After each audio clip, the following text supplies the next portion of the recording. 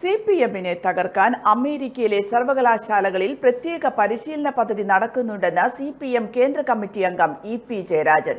അമേരിക്കയിൽ പരിശീലനം ലഭിച്ചവർ കേരളത്തിൽ വന്ന സിപിഎമ്മിനെ തകർക്കാൻ പല പദ്ധതികളിലും ഏർപ്പെടുകയാണ്.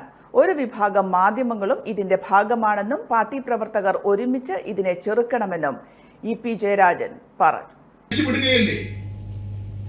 എന്തൊക്കെയാ പ്രചരിപ്പിക്കുന്നത്? എന്തെങ്കിലും സത്യത്തിന്റെ അംശമുണ്ടോ? ടെലിവിഷൻ കാണുന്ന ആളുകളുടെ മനസ്സിൽ ഇതൊക്കെ ശരിയാണ് എന്നൊരു തോന്നലിലേക്ക് എത്തിക്കുകയല്ലേ? ഇത് തിരിച്ചറിയാൻ നമ്മുടെ സഖാക്കൾ കഴിയാതെ വന്നാലോ?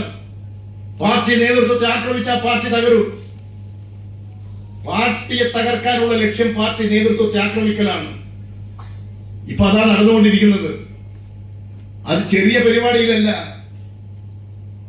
അമേരിക്കൻ ഒരു ഇൻസ്റ്റിറ്റ്യൂട്ടും അമേരിക്കൻ യൂണിവേഴ്സിറ്റി അവിടെ പ്രത്യേക പരിശീലനം കൊടുത്ത് പോസ്റ്റ് മോഡേണൈസേഷൻ, പോസ്റ്റ് മോഡേൺ എന്ന പേരിൽ പരിശീലനം കൊടുത്തിട്ട് ഇന്ത്യയിലേക്ക് അയക്കുകയാണ്. അവർ ഇന്ത്യയിൽ പല മേഖലകളിലുമായിട്ട് അവരുടെ പ്രവർത്തനം വ്യാപിപ്പിക്കുകയാണ്. ആ മോഡേൺ പോസ്റ്റ് മോഡേണിന്റെ ഭാഗമായിട്ട് ഇവിടെ ഇപ്പൊ സംഭവിച്ചുകൊണ്ടിരിക്കുന്നത്, ഇവിടെ തകർക്കേണ്ടത് ഇടതുപക്ഷത്തെയാണ്, സിപിഎമ്മിനെയാണ്.